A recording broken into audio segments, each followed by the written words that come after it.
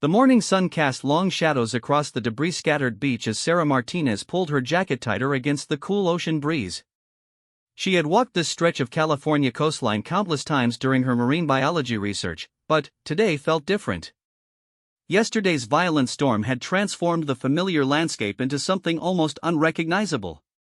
Twisted pieces of driftwood lay scattered like giant pickup sticks across the sand. Seaweed formed dark, tangled mountains that would take weeks for the tide to reclaim. The storm had been fierce, with winds reaching nearly 80 miles per hour and waves crashing 30 feet high against the rocky cliffs. Local news stations had called it one of the worst spring storms in decades. Sarah stepped carefully around a large piece of what looked like part of a fishing boat's hull. The storm had claimed several small vessels from the nearby marina, though thankfully no lives had been lost. She was conducting her routine post-storm survey, documenting how such severe weather events affected local wildlife populations and their habitats. Her research focused on sea turtle nesting sites along this protected stretch of coastline. Every spring, Pacific green sea turtles would return to these beaches to lay their eggs in carefully chosen spots above the high tide line. The timing was crucial. Too early and cold weather could kill developing embryos, too late and summer storms might wash away entire nests. As Sarah made her way toward the research station's temporary monitoring equipment, something caught her eye near a large boulder that had somehow been moved 50 feet from its original position. At first, she thought it might be another piece of storm debris, perhaps a torn piece of fishing net or plastic waste that had washed ashore. But, as she approached, the object moved slightly. Sarah's heart began to race as she realized what she was seeing. Partially buried under a mound of wet sand and seaweed was something small and dark, about the size of her palm. When she knelt down for a closer look, two tiny flippers were visible, moving weakly against the weight of the debris. It was a sea turtle hatchling, barely alive and completely alone. Sarah's training kicked in immediately. She knew that touching wild animals, especially protected species like sea turtles, required special permits and protocols. But she also knew that without immediate intervention, this tiny creature would not survive another hour.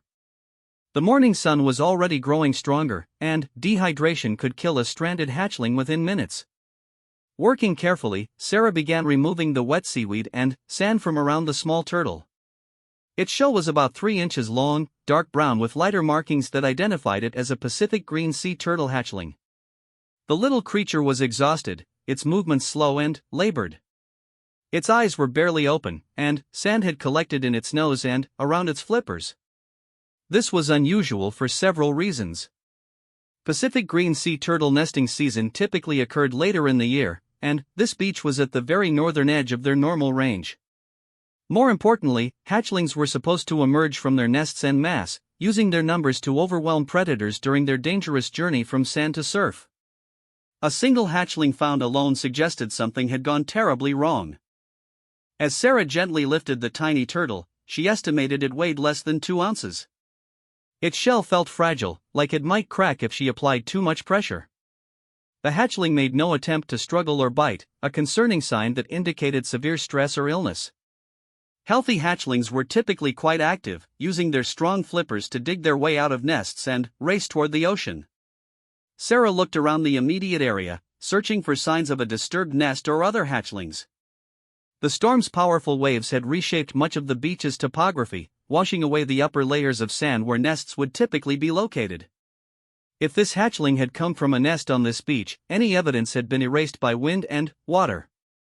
She checked her watch, it was just past 7 in the morning.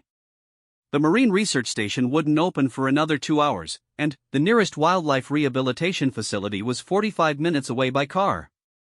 The hatchling needed immediate care, including warmth, proper hydration, and protection from the strengthening sun. Sarah made a decision that would change both their lives. She carefully placed the tiny turtle inside her field research bag, cushioned by a clean sample collection cloth.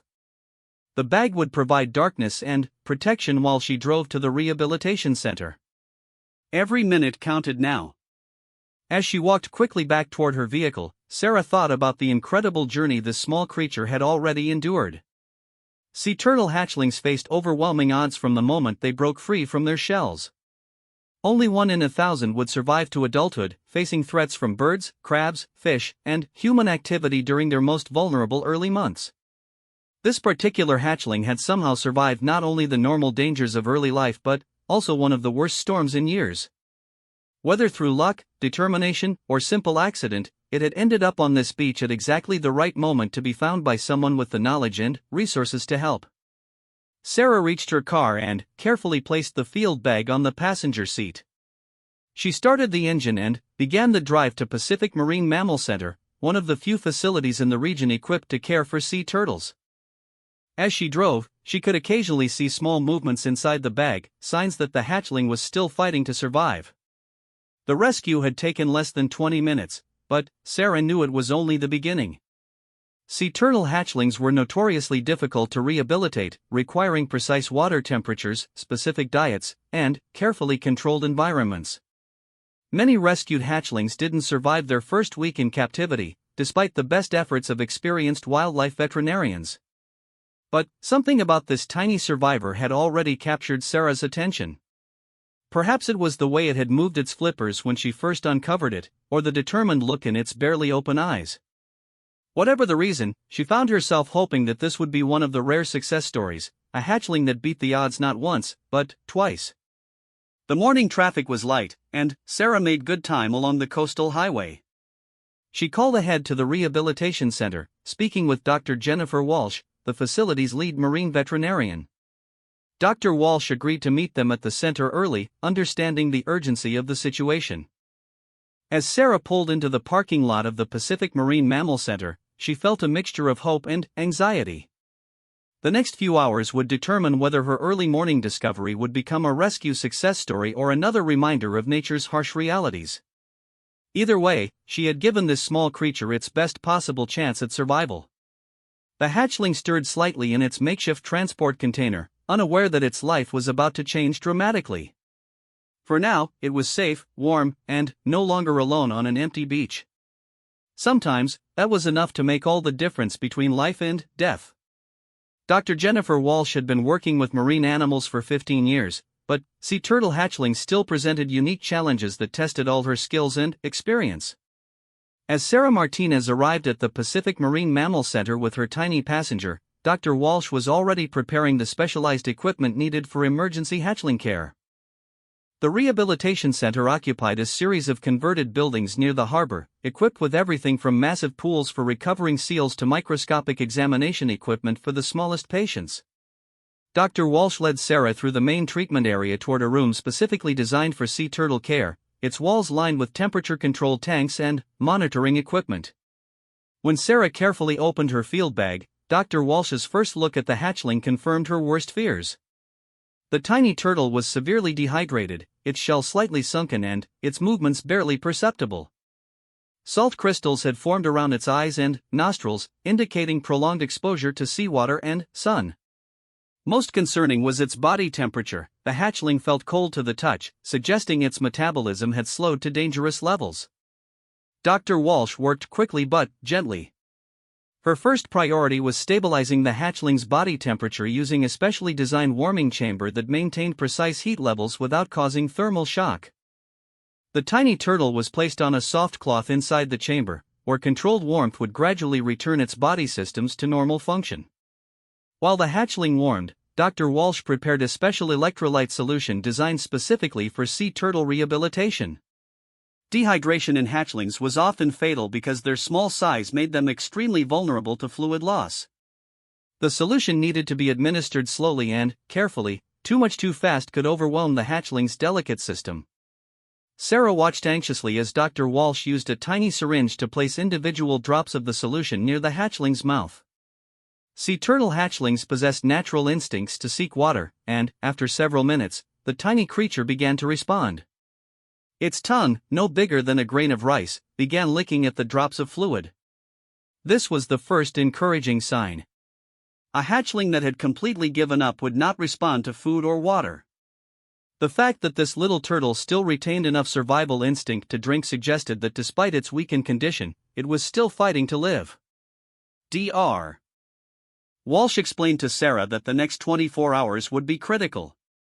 Hatchling sea turtles had extremely fast metabolisms when healthy, but severe stress could send them into a downward spiral from which recovery was nearly impossible. They needed to monitor the turtle's breathing, heart rate, and response to stimuli continuously. The hatchling was transferred to a shallow tank filled with warm, filtered seawater. The water level was kept low, only about an inch deep, so the turtle could easily surface to breathe while still experiencing the buoyancy that was natural to its species. A gentle filtration system kept the water clean without creating currents that might exhaust the weakened animal. As the hours passed, small improvements became apparent. The hatchling's movements grew slightly stronger, and it began to lift its head more frequently. Dr. Walsh noted that its breathing had become more regular, and the salt crystals around its eyes were gradually dissolving in the clean water. By afternoon, Dr. Walsh felt confident enough to attempt the first feeding. Hatchlings in the wild survived initially on nutrients absorbed from their egg yolk, but stranded turtles often needed supplemental nutrition to rebuild their strength. She prepared a specialized diet of finely chopped marine algae and microscopic zooplankton, foods that closely mimicked what the hatchling would eat in open ocean conditions. Getting a weakened hatchling to eat required patience and skill. Dr. Walsh used tiny forceps to place individual pieces of food directly in front of the turtle's mouth. At first, the hatchling showed no interest, but, after repeated gentle encouragement, it began to investigate the offerings with its small beak. The moment the hatchling took its first bite was a turning point. Sarah, who had stayed at the center throughout the day despite her other research obligations, felt tears of relief welling up in her eyes. The tiny turtle chewed slowly but deliberately, and, after swallowing, immediately began looking for more food. Dr. Walsh smiled for the first time that day. A hatchling that was actively feeding had crossed a crucial threshold in the recovery process. However, she cautioned Sarah that they were still far from declaring the rescue a complete success. Many complications could still arise, and baby sea turtles were notorious for sudden setbacks that could prove fatal. The hatchling needed a name for the medical records. After some discussion, Sarah and Dr. Walsh decided to call the turtle Storm, in recognition of the severe weather that had led to its stranding. Storm seemed appropriate for a creature that had survived such overwhelming odds through its own determination and a bit of fortunate timing. As evening approached, Storm showed continued signs of improvement. The turtle was now swimming short distances in its shallow tank, surfacing regularly to breathe, and actively seeking food when Dr. Walsh offered it. The rehabilitation team established a round-the-clock monitoring schedule, with staff checking on Storm every 2 hours throughout the night. Sarah reluctantly left the center as visiting hours ended, but not before exchanging contact information with Dr. Walsh and requesting daily updates on Storm's progress. She had become emotionally invested in the hatchling's survival, understanding that her early morning beach walk had literally meant the difference between life and death for this small creature. That night, Storm rested in the warm, shallow water of the rehabilitation tank while specialized monitoring equipment tracked vital signs. The tiny turtle's survival instincts were fully engaged now. It positioned itself where water currents brought the most oxygen, surfaced for air at regular intervals, and even showed signs of curiosity about its new environment. Dr. Walsh checked on Storm twice during the night, noting steady improvements in activity level and responsiveness. By morning, the hatchling was actively swimming in small circles around its tank and had successfully consumed several more feedings of the specialized turtle diet. The 48-hour mark was another crucial milestone in hatchling rehabilitation. Turtles that survived their first 2 days in captivity had significantly better chances of making a full recovery. Dr. Walsh was cautiously optimistic as she watched Storm navigate its small tank with increasing confidence and energy. However, she knew that many challenges still lay ahead. Storm would need to grow stronger before any consideration could be given to eventual release back into the wild. The hatchling would need to demonstrate the ability to hunt for food, avoid predators, and navigate in ocean conditions. Most importantly, Storm would need to reach a size and weight that indicated readiness for independent survival. The rehabilitation process for sea turtle hatchlings typically took several months, assuming no complications arose. During that time, Storm would gradually be moved to larger tanks, introduced to more challenging feeding scenarios, and eventually tested in controlled ocean conditions to ensure complete readiness for release. For now, though, the immediate crisis had passed. Storm was stable, eating well, and showing the kind of determined fighting spirit that Dr. Walsh had learned to recognize in animals with the best chances of survival. The tiny hatchling that had been found barely alive on a storm-battered beach was proving to be a remarkable survivor. Sarah called the center early the next morning to check on Storm's progress. Dr. Walsh's positive report filled her with hope and satisfaction. The rescue mission that had begun with a chance discovery during a routine research walk was evolving into something much more significant, a genuine success story in marine wildlife rehabilitation. 3 weeks had passed since Storm's dramatic rescue, and the transformation was remarkable. What had begun as a barely responsive hatchling weighing less than 2 ounces had developed into an active, alert young turtle showing all the behaviors that Dr. Walsh and her team hoped to see in a successful rehabilitation candidate. Storm now lived in a larger tank that allowed for more natural swimming patterns. The enclosure was designed to simulate ocean conditions as closely as possible, with varying water depths, gentle currents created by specialized filtration systems, and even artificial lighting that mimicked natural sunlight patterns. The goal was to ensure that Storm developed the skills and instincts necessary for eventual survival in the wild. The most encouraging development was Storm's hunting behavior. Dr. Walsh had gradually reduced the amount of hand feeding while introducing live prey items that required the young turtle to actively pursue its food. Storm had quickly learned to catch small brine shrimp and had recently begun successfully hunting juvenile fish placed in the tank. This progress was crucial because sea turtle hatchlings in the wild faced immediate pressure to become independent hunters. Unlike many other species that received extended parental care, baby sea turtles were entirely on their own from the moment they reached the ocean. Their survival depended on quickly developing the skills to find food, avoid predators, and navigate vast ocean distances. Sarah Martinez had become a regular visitor to the rehabilitation center, stopping by several times each week to check on Storm's progress. Her initial scientific interest in the rescue had evolved into something more personal. She found herself genuinely caring about Storm's well-being and future, often spending her lunch breaks watching the young turtle swim and hunt in its tank. Dr. Walsh had explained that Storm's species, the Pacific green sea turtle, faced particular challenges that made successful rehabilitation even more significant. Green sea turtle populations had declined dramatically over the past century due to hunting, habitat loss, and climate change. Every individual that could be successfully returned to the wild represented a valuable contribution to the species' recovery efforts. Storm's growth rate was encouraging. The hatchling had doubled in weight and was showing signs of the distinctive shell coloration that would characterize its adult appearance.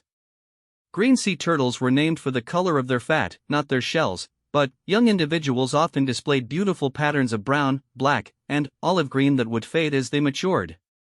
One morning, Dr. Walsh made an important decision about Storm's continued care. The young turtle had outgrown its current tank and was ready for the next phase of rehabilitation, introduction to a much larger pool that would test its ability to handle more challenging conditions. The transition pool was enormous compared to Storm's previous home, holding thousands of gallons of continuously circulated seawater. The depth varied from shallow areas where Storm could rest to sections over 6 feet deep that would require extended swimming to reach the surface. Most importantly, the pool contained other marine life including fish, crabs, and sea vegetation that would provide a more natural environment. Storm's first introduction to the large pool was carefully monitored. Dr. Walsh and her team watched as the young turtle explored its new environment, testing its swimming endurance and reaction to unfamiliar surroundings. Initially cautious, Storm gradually gained confidence and began displaying more complex behaviors. The young turtle learned to dive deeper for food, surface sufficiently to breathe, and even showed signs of the territorial behavior that adult green sea turtles displayed around feeding areas. These were all positive indicators that Storm was developing normal instincts and would likely be capable of surviving independently. However, not every aspect of Storm's development progressed smoothly. Sea turtle rehabilitation involved constant monitoring for potential health issues that could arise without warning. One concern was ensuring that Storm developed proper shell formation, as nutritional deficiencies or stress could lead to deformities that would make survival impossible. Dr. Walsh also watched carefully for behavioral abnormalities that sometimes developed in captive animals. Turtles that became too accustomed to human care might lose essential wariness of potential threats, making them vulnerable to predators upon release. Maintaining the right balance between providing necessary care and preserving wild instincts was a constant challenge. Storm showed encouraging signs of maintaining appropriate caution around humans while still accepting necessary medical care. The young turtle would retreat when staff approached its pool but could be safely handled for regular health examinations and weighing sessions. This balance suggested that Storm retained natural defensive instincts while adapting well to the rehabilitation environment. As autumn approached, Dr. Walsh began developing a timeline for Storm's eventual release. Sea turtle hatchlings typically needed to reach specific size and weight milestones before being considered ready for independent survival. Storm was progressing toward these goals ahead of schedule, suggesting a robust constitution and successful adaptation to rehabilitation protocols. The release process would be complex and carefully planned. Storm would need to be tested in controlled ocean conditions to ensure readiness for the challenges of open water survival. The timing would need to coincide with optimal ocean conditions, appropriate water temperatures, and seasonal factors that would maximize the turtle's chances of successful integration with wild populations. Sarah had begun researching sea turtle tracking technologies that might allow them to monitor Storm's progress after release. Satellite transmitters designed for young sea turtles could provide valuable data about post-release survival and behavior patterns. Such information would not only satisfy Sarah's personal interest in Storm's fate but would also contribute to scientific understanding of rehabilitation success rates. Dr. Walsh was enthusiastic about the tracking possibility. The Rehabilitation Center had released dozens of sea turtles over the years, but follow-up data was usually limited to occasional resightings by researchers or fishermen. Detailed tracking information would provide unprecedented insights into how well rehabilitated turtles adapted to wild conditions. As Storm continued to grow and develop, the young turtle began displaying behaviors that reminded everyone involved why the rescue effort had been worthwhile. Storm was becoming a magnificent example of Pacific green sea turtle vitality, showing the curiosity, intelligence, and resilience that characterized successful members of the species. The transformation from a barely alive hatchling found buried in storm debris to a thriving young turtle ready to face ocean challenges represented exactly the kind of conservation success story that motivated marine biologists and wildlife rehabilitators. Storm had beaten incredible odds not just once, but repeatedly throughout the recovery process. Dr. Walsh scheduled Storm's first controlled ocean test for the following week. This would involve releasing the young turtle in a protected bay area while monitoring its behavior and ability to function in natural seawater conditions.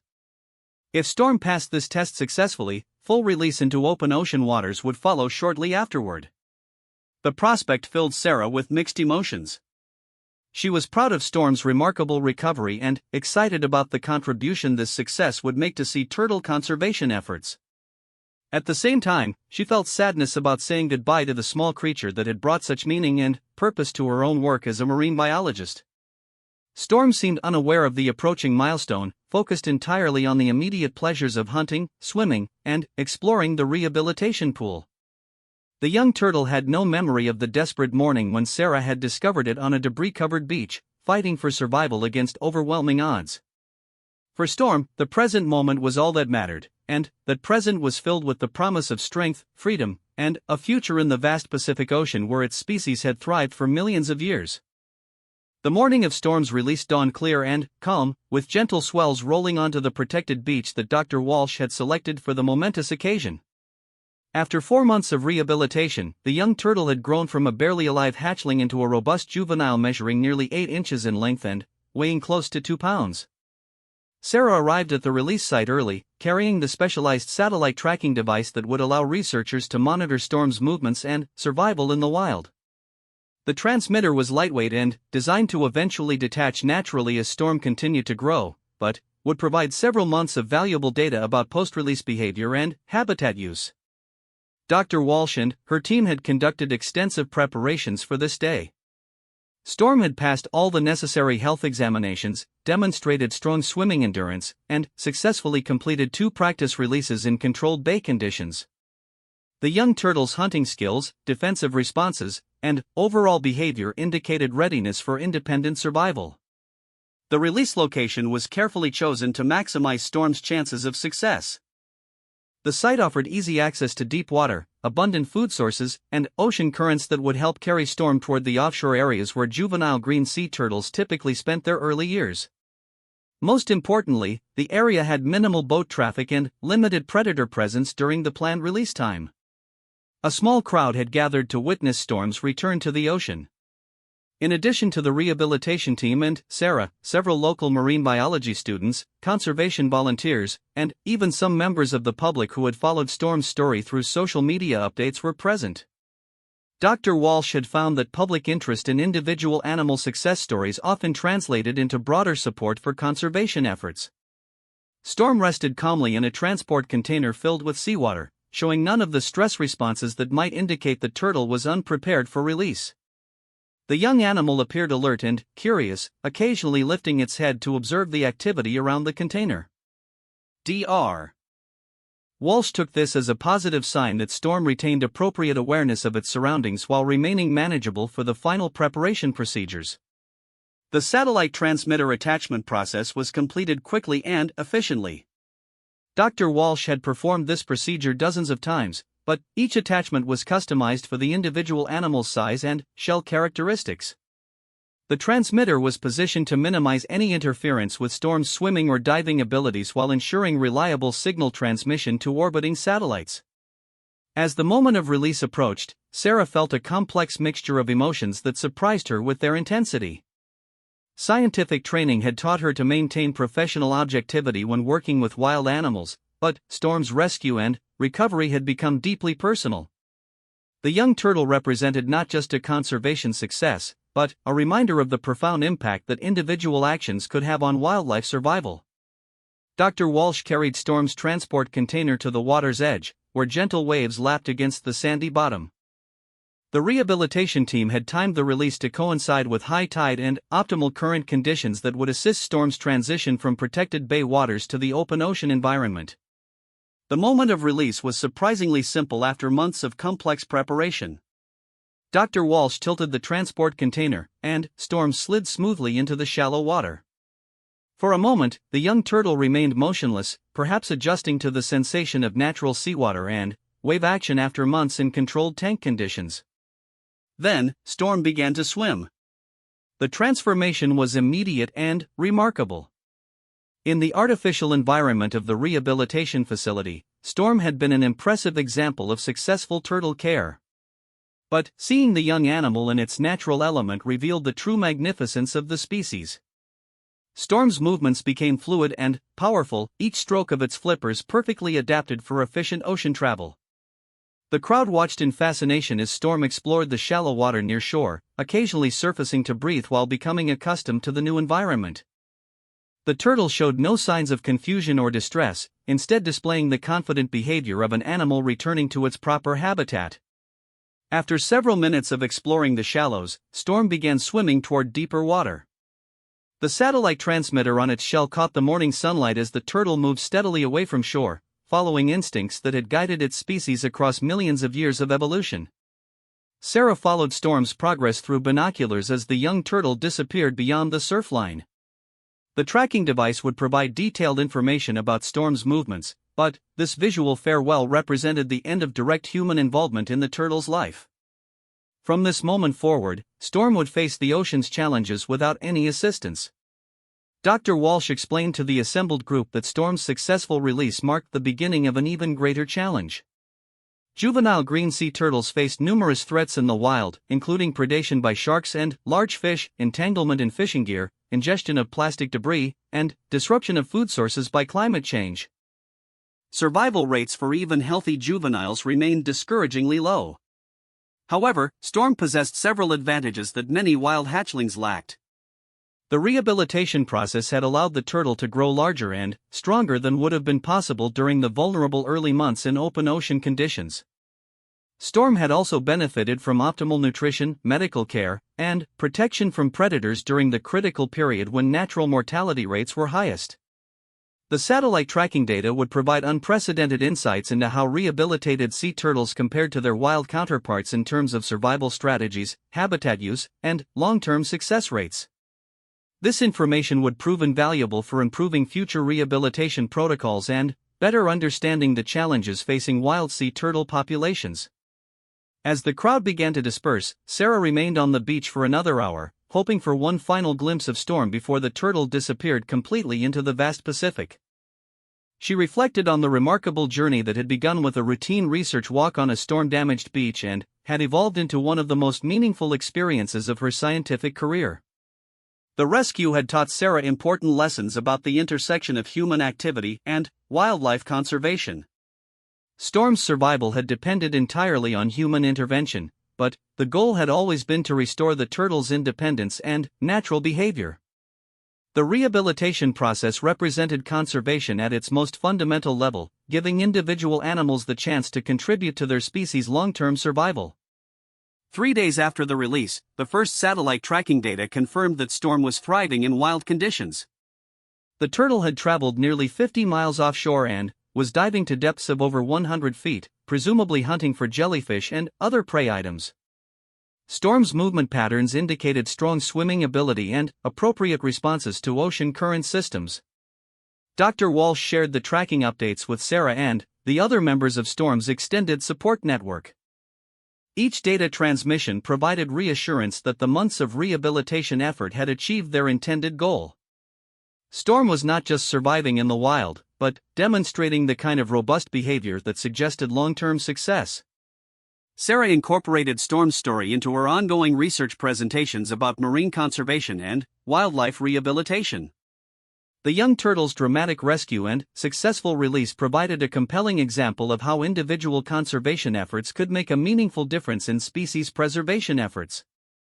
More importantly, Storm's story had inspired increased public interest in sea turtle conservation and marine habitat protection. The Rehabilitation Center reported a significant increase in volunteer applications and donations following media coverage of Storm's release. Sometimes the most effective conservation tool was simply helping people connect emotionally with individual animals and their struggles for survival. 6 months after the release, Storm's satellite transmitter provided its final data transmission before detaching naturally as programmed. The tracking data showed that the young turtle had successfully navigated over 800 miles of ocean, established feeding territories in productive offshore waters, and demonstrated all the behaviors associated with healthy wild sea turtles. Storm had completed the journey from hopeless stranding to successful ocean independence. The tiny hatchling that Sarah had discovered buried in storm debris had grown into a magnificent example of Pacific green sea turtle resilience and adaptability. Most remarkably, Storm's survival story had contributed to broader conservation efforts that would benefit countless other members of the species. As Sarah reviewed the final tracking data from Storm's satellite transmitter, she felt profound satisfaction in knowing that her early morning beach walk had made a lasting difference. Storm was now somewhere in the vast Pacific, living the life that evolution had designed for sea turtles, free, wild, and contributing to the ancient cycle of ocean life that had continued for millions of years. The rescue had reminded everyone involved that conservation success often began with simple human compassion and the willingness to take action when encountering animals in distress. Storm's story would continue to inspire others to recognize their own potential to make a positive impact on wildlife conservation, one rescue at a time.